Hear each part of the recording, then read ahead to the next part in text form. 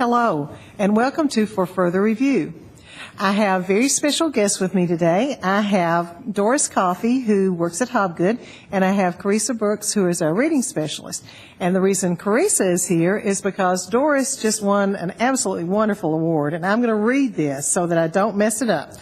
But it is the International Reading Association's Weekly Reader Eleanor M. Johnson Award, and it is given for an outstanding elementary classroom teacher of reading language arts. So congratulations, Doris. We're very proud of you. Thank you. Would you tell us, please, how you came to Murfreesboro? How did you land at Hobgood? What is your story? Well, I was just completing a career in Michigan of 30 years of classroom teacher and reading recovery, and our family had a situation where my daughter had gotten married. They had my first granddaughter, and they moved to Murfreesboro, Tennessee. I did not want to be a Saturday grandma, so we shamelessly followed them. And I was going to stay retired until I realized that I would probably get kind of bored that way. So I started looking for a reading recovery position and had the opportunity to train as a literacy coach as well. And I happily found myself at Hobgood and couldn't be any happier. Well, we're very glad for grandchildren. We're grateful for them, and particularly in this case that your grandmotherhood is what brought you here, because we're delighted to have you here. Thank you. You recently returned from San Antonio to receive the award. Could you talk a little bit about what that was like and what you learned there? What did you learn about Doris Coffey there? Well, that was an amazing experience because I realized that this can be a once-in-a-lifetime experience. And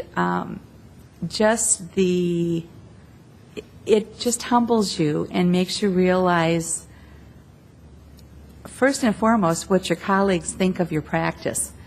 That was what I felt when I went through the application process. To have my principal nominate me was absolutely astounding in itself. And then to win, I had to read the message 3 times before I really believed it.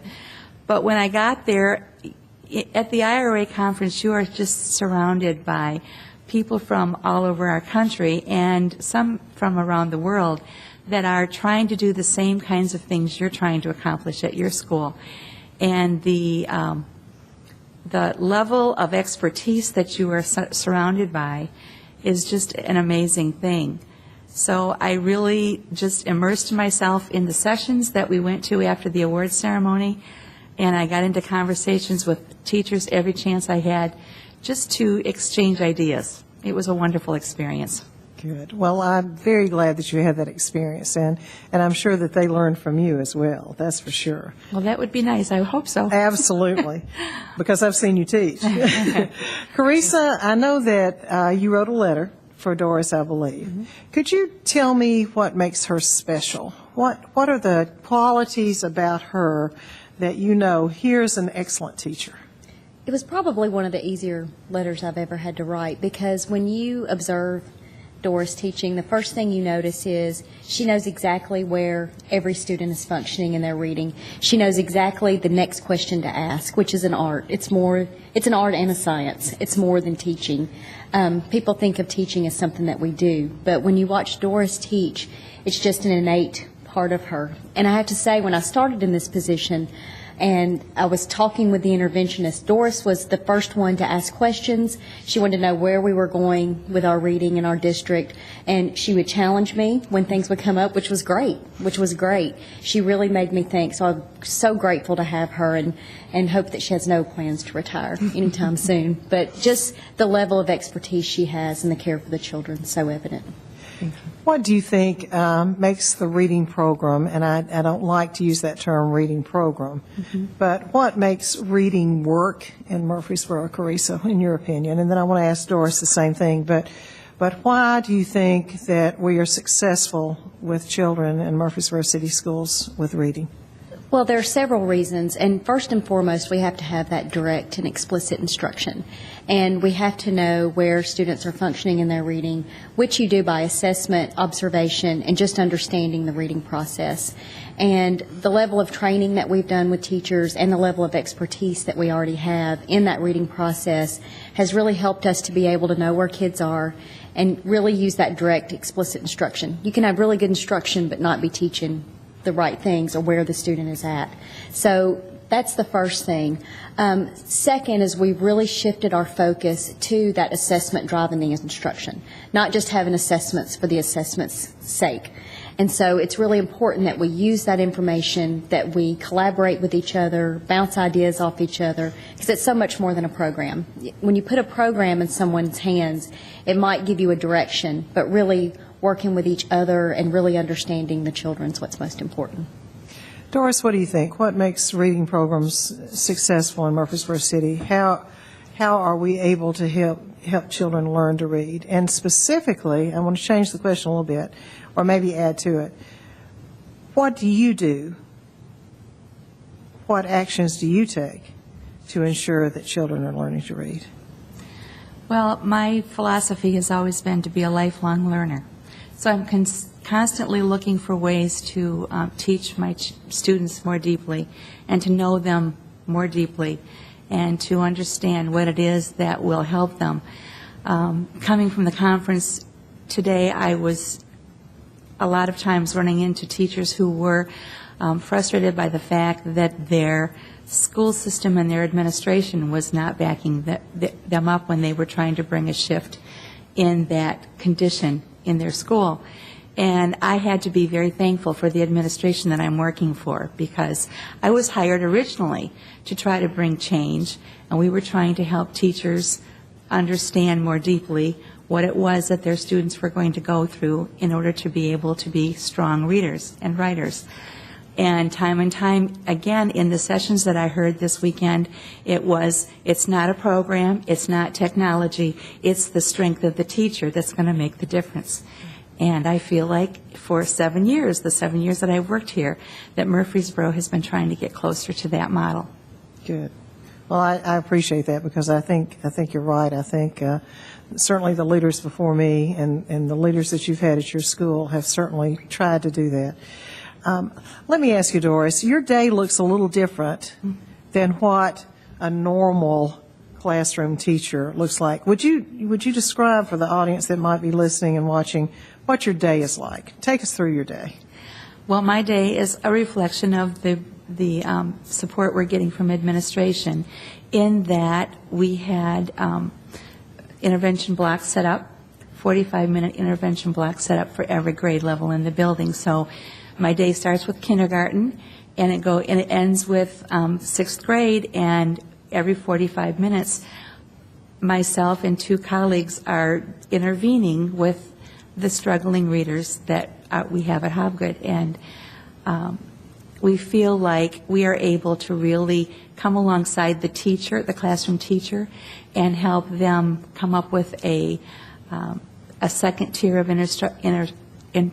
instruction that will allow kids to make progress. And we've seen a tremendous amount of progress with a lot of the kids that we have in our intervention program, because we are able to use the assessment tools that Carissa was talking about, see what they really need, and then go for that area and try to help them alongside the classroom teacher, giving them kind of a second dose of the reading and writing instruction that they need. And so I just work with all grade levels, and every 45 minutes we have another group come in, and we try to make them successful. Carissa, she mentioned intervention.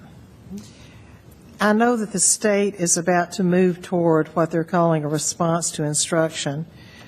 Could you talk to us about what that might look like and why they are doing that? Yes, we went to the special ed conference several weeks ago, and the focus was on RTI, which is response to instruction.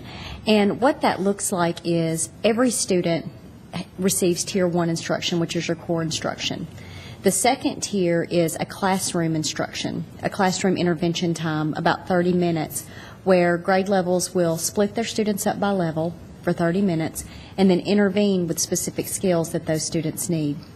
The third tier is for students who still aren't responding even to that smaller group instruction, and that's where our interventionists would come in to work with those students that still, even with small group, are struggling with their reading skills.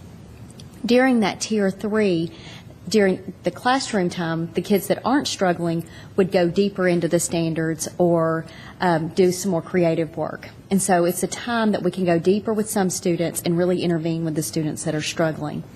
What that's going to look like at the state level is for students who don't respond at Tier 3, using specific criteria, those students would then be classified as special education instead of doing the IQ and achievement that we've typically done. We would then look at specifically at instruction and non-response for special ed. Why are we moving to that?